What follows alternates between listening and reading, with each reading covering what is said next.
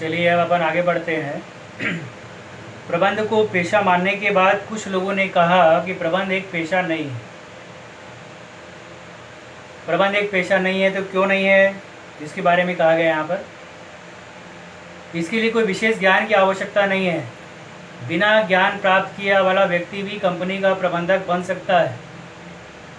इसलिए कहा जाता है कि प्रबंध एक पेशा नहीं है। जिस प्रकार से डॉक्टर बनने के लिए MBBS का कोर्स करना आवश्यक है तो पेशे की श्रेणी में आता है। कोई अन्य व्यक्ति डॉक्टर नहीं बन सकता। जो MBBS का कोर्स करेगा वही डॉक्टर बनेगा। वकील बनने के लिए LLB का कोर्स करना जरूरी है। हर कोई व्यक्ति वकील नहीं बनेगा। जो व्यक्ति LLB का कोर्स कर लेगा वही व्यक्ति क्या बनेगा, वकील। चार्टर्ड अकाउंटेंट के लिए CA की आवश्यकता होती है। तो ये सब पेशे की श्रेणी में आता है। लेकिन कहा गया प्रबंध एक पेशा नहीं है। क्यों नहीं है? क्योंकि यहाँ पर कोई विशेष ज्ञान प्राप्त करने की जरूरत नहीं है। बिना ज्ञान प्राप्त किए भी व्यक्ति प्रबंधक बन सकता है।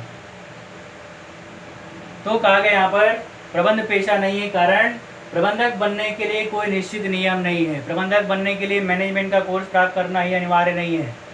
बिना मैनेजमेंट का कोर्स प्राप्त किए भी एक व्यक्ति कंपनी का प्रबंधक बन सकता है। कैसे बन सकता है? तो जैसे मान लीजिए एक कर्मचारी कंपनी में कई सालों से काम कर रहा है, अनपढ़ है, पढ़ा लिखा नहीं है, लेकिन कंपनी में काम करते करते उसे अनुभव होते जा रहा है। हर क्षेत्र में काम करता है कंपनी में। तो एक समय आया कि कंपनी के जो प्रबंधक थे उसने उसका प्रमोशन कर दिया और प्रमोशन करके चार्जमैन के पद पर बिठा दिया। क्योंकि उसे सारे काम की जानकारी है, वह चार्जमैन रहेगा तो सारे कर्मचारियों से अच्छे से समय पर काम करवाएगा। इसके बाद उसी व्यक्ति का फिर प्रमोशन हुआ, वो फोरमैन हो गया। फोरमैन होने के बाद उसी व्यक्ति को उसकी योग्यता को देखते हुए वो प्रबंधक बना दिया गया। और एक समय ऐसा आया कि उस व्यक्ति को प्रबंधक के पद पर बिठा दिया गया। क्यों? क्योंकि वो जानता है कि कम से कम लागत पर उत्पादन करने के लिए हमें कौन सा काम करना है, किस प्रकार से कर्मचारियों से काम लेना है, ये सारी जानकारी वो वहाँ पर काम करते करते सीख गया। और उस अनपढ़ व्यक्ति को, जो पढ़ा लिखा कुछ भी नहीं था लेकिन उसे काम का पूरा ज्ञान था, उसे क्या बना दिया गया वहाँ पर, प्रबंधक। तो यहाँ पे उसको कोई विशेष ज्ञान प्राप्त करने की आवश्यकता नहीं है। इसलिए कहा जाता है कि बिना पढ़ा लिखा व्यक्ति भी, बिना ज्ञान प्राप्त किया व्यक्ति भी क्या बन जाता है, कंपनी का प्रबंधक। इसलिए यह पैसे की श्रेणी में नहीं आता है। अब मान लीजिए ड्राइवर देखें आप लोग, एक व्यक्ति जो है कंडक्टरी करता है और कंडक्टरी करते करते वो गाड़ी में क्या खराबी होता है उसको कैसे ठीक करते हैं, ये सब चीज़ सीख गया। सीखने के बाद एक समय ऐसा आया कि कंडक्टर बना था, कंडक्टर से वो एक अच्छा ड्राइवर बन गया। उसे गाड़ी के बारे में सारी जानकारी हो गई। और दूसरा व्यक्ति जो है ड्राइविंग का ज्ञान प्राप्त करने के लिए गया और ड्राइविंग सीख कर आया। और सीख कर जब आया और दोनों व्यक्तियों को जब वहाँ पे एकत्रित किया जाएगा और बोलेंगे गाड़ी दिया जाए चलाने के लिए, तो जो ड्राइविंग का कोर्स करके आया है, पढ़ लिख कर आया है, उसे उसके गाड़ी चलाने का अनुभव नहीं। वो केवल किताबी ज्ञान प्राप्त करके आया है तो वो गाड़ी नहीं चला पाएगा। लेकिन जो व्यक्ति कंडक्टरी से ड्राइवर बन गया, कंडक्टरी का काम करते करते ड्राइवर बन गया है, उसको हम जैसी चाबी देते हैं गाड़ी चलाना शुरू कर देता है। ये अनुभव है। तो यहाँ पर उसको विशेष ज्ञान प्राप्त करने की आवश्यकता नहीं हुई। कहीं भी जाकर ड्राइविंग संस्था से ड्राइविंग सीखने की आवश्यकता नहीं हुई। वो तो ऐसे ही अपने अनुभव से सीख चुका था और तुरंत गाड़ी चलाकर दिखा दिया। तो इसके लिए कोई विशेष ज्ञान की आवश्यकता यहाँ पर नहीं हुई। ठीक उसी प्रकार से कंपनी में प्रबंधक बनने के लिए भी कोई विशेष ज्ञान की आवश्यकता यहाँ पर नहीं होती है। व्यक्ति काम करते रहता है, काम करते करते उसमें एक अनुभव आ जाता है। अनुभव होने के कारण सारे विभाग में किस प्रकार से काम किया लिया जाता है इसकी जानकारी उसको हो जाती है। और धीरे धीरे उसी का प्रमोशन करते करते उसको प्रबंधक के पद पर बिठा दिया जाता है और वो बन जाता है कंपनी का एक योग्य प्रबंधक। इसलिए कहा गया बिना ज्ञान प्राप्त किए भी व्यक्ति प्रबंधक बन गया। इसलिए प्रबंधक पेशा नहीं है। ठीक है, चलिए आगे। फिर कहा गया यहाँ पर प्रबंधकीय ज्ञान का प्रशिक्षण प्रदान करने वाली संस्थाओं का अभाव है। मैनेजमेंट का कोर्स देने वाली जितनी संस्थाएं हैं उसका हमारे यहाँ पे संख्या बहुत ही कम है, अभाव है। इसलिए जो है लोग यहाँ से प्रबंधक का कोर्स नहीं कर पाते हैं, प्रबंध का ज्ञान प्राप्त नहीं कर पाते हैं। इसलिए जो है ये पेशा की श्रेणी में नहीं आता है। फिर कहा गया यहाँ पर प्रबंध दक्षता का पूर्णतः विकास नहीं हुआ है। कहा गया प्रबंधक में जो पूर्ण दक्षता होनी चाहिए उसका विकास नहीं हुआ। पूर्ण सोचने समझने की क्षमता होनी चाहिए, जो योग्यता होनी चाहिए, उसका विकास नहीं हुआ है। कारण आज भी कई कंपनी के प्रबंधक ऐसे होते हैं जो अपने कर्मचारियों का शोषण करते हैं।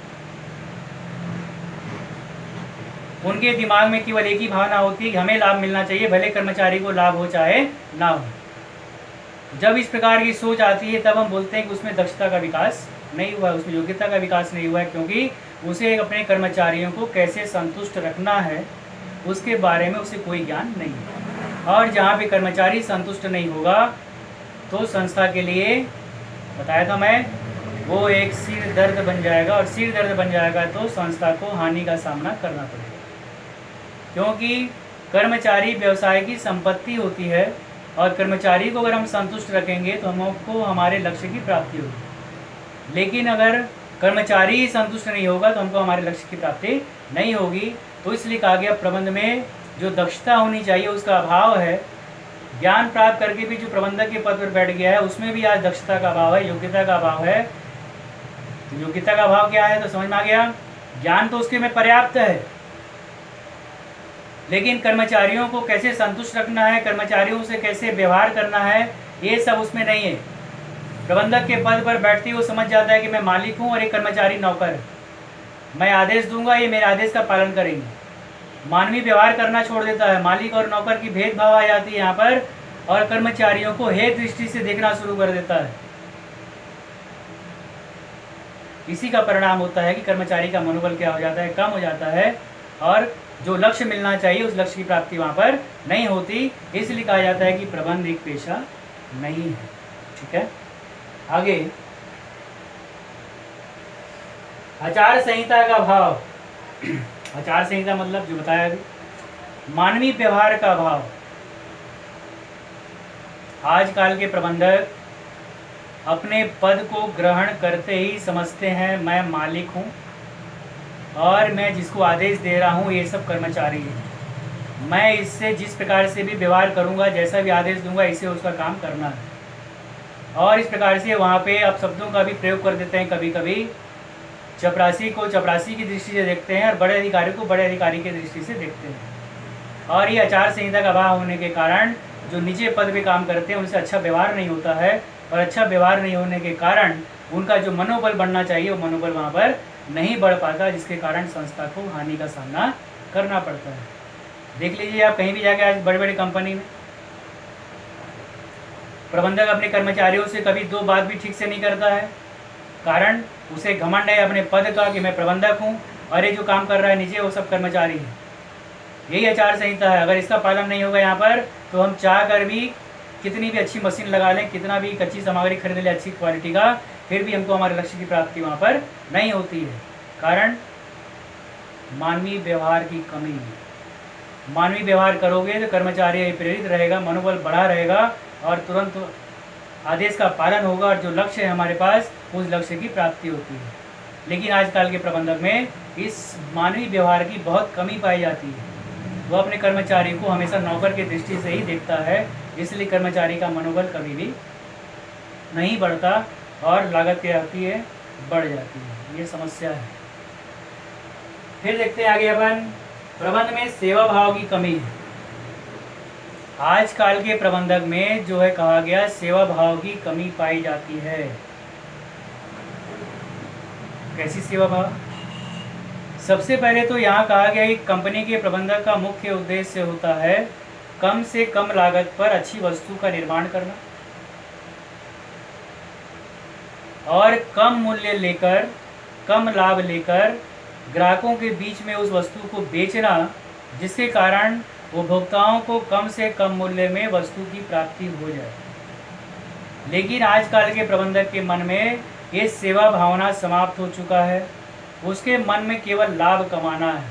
क्या है? उसके मन में केवल लाभ कमाना है। इसलिए वो अपने कर्मचारियों को आज आदेश देता है इस प्रकार से वस्तु बनाओ और इस वस्तु बनाने के लिए इस प्रकार की सामग्री का प्रयोग करो कि कम से कम सामग्री लगाकर वस्तु बन भी जाए और मार्केट में अधिक से अधिक मात्रा में बिक भी जाए।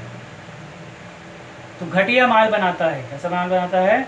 घटिया माल बनाता है, घटिया किस्म की वस्तु का निर्माण करता है और उसका अधिक मूल्य लेकर मार्केट में बेचता है। परिणाम क्या होता है, उपभोक्ता को उस वस्तु से जो लाभ मिलना चाहिए उस लाभ की प्राप्ति नहीं होती और उपभोक्ता असंतुष्ट हो जाता है।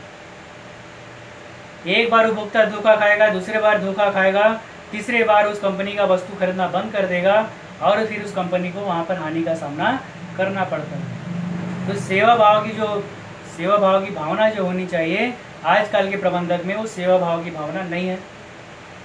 लाभ कमाने के लिए ही काम करता है वो, ये तो माल के संबंध में हुआ।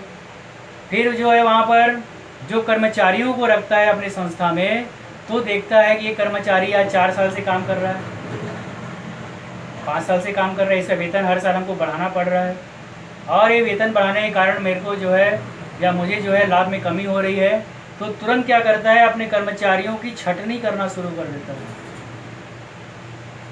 कि अगर मैं इस सीनियर कर्मचारी को हटा देता हूँ और इसको जितना पेमेंट दे रहा हूँ मैं, तो उतने ही पेमेंट में 3 व्यक्ति को मैं संस्था में रख लूँगा और मुझे अधिक से अधिक मात्रा में क्या मिलेगा, लाभ। ये सोचकर पुराने कर्मचारियों को संस्था से बाहर निकाल देता है और उसके स्थान पर नए व्यक्तियों की भर्ती कर लेता है कम वेतन पर। परिणाम क्या होता है, जब नए व्यक्ति आएंगे तो उनमें अनुभव की कमी रहेगी, अनुभव की कमी रहेगी तो जब वो वस्तु का निर्माण करेगा तो एक बार में वस्तु बनकर तैयार नहीं होगा, सामग्री का नुकसान होगा और सामग्री का नुकसान होगा तो लागत क्या हो जाती है, बढ़ जाती है और लागत बढ़ने के कारण संस्था को हानि का सामना करना पड़ता है। तो जब अपने हित को देखता है यहाँ पे प्रबंधक, केवल अपने ही लाभ को ही देखता है प्रबंधक, तो यहाँ पर व्यक्तिगत भावना आ जाती है, व्यक्तिगत स्वार्थ की भावना आ जाती है। इसके कारण पूरी संस्था को हानि का सामना करना पड़ता है और एक समय ऐसा आता है कि कंपनी पूर्ण रूप से क्या हो जाती है, बंद हो जाती है। इसके कारण हुआ ऐसे